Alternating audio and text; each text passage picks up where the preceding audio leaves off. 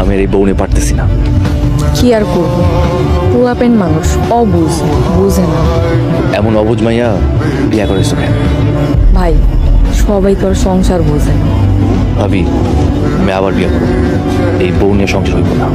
এই কথা মুখে আইনো না ভাই, আমি ওরে বুঝাবো।